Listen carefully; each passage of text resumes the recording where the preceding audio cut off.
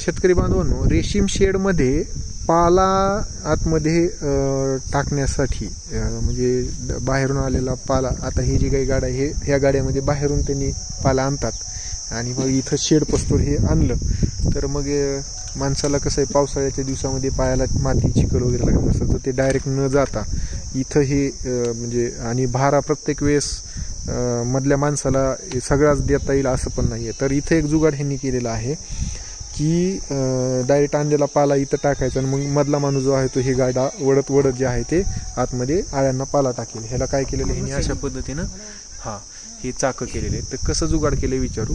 साहेब तुमचं पूर्ण नाव सांगा, गाव सांगा, मोबाईल नंबर सांगा आणि हे कशा पद्धतीनं तुमचं हे फायदेशीर झालं तुम्हाला हे सांगा. माझं बाळासाहेब रामभाऊ घोगरे, मोबाईल नंबर 9670302044. ही जुगाड आपण दवाखान्यामध्ये बघितलं गाडा ते जे पेशंटला घेऊन जातात त्या बघितल्यापासून ही दिमागात आपल्या बसलं. बर, म्हणजे असा जुगाड आपण बाजाराला बनवलं तरी चालतंय. बरोबर आहे. हेच त्या पद्धतीत आपण ही चाक विकत आणून दवाखान्याचं बघितल्याप्रमाणे ही आपण केलेली बाजाराला. ह्याच्यावर पाला टाकून आपण पूर्ण शेड मध्ये फिरू शकतो. बरोबर आहे.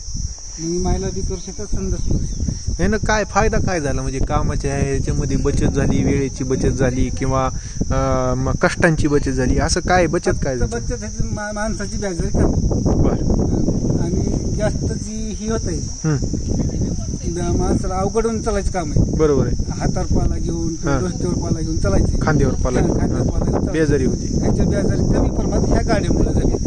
बरोबर आहे. हे जे शेड आहे ते तुम्ही कुठल्या योजनेत केलंय म्हटले? नानाजी देशमुख कृषी संजीवनी प्रकल्प. किती अनुदान भेटले तुम्हाला हे प्रकल्प उभारण्यासाठी, रेशीम लागवडीसाठी आणि ह्याच्यासाठी? त्याच्यासाठी आपल्याला 2,20,000 रुपये भेटले. बरं, चालेल, ठीक आहे.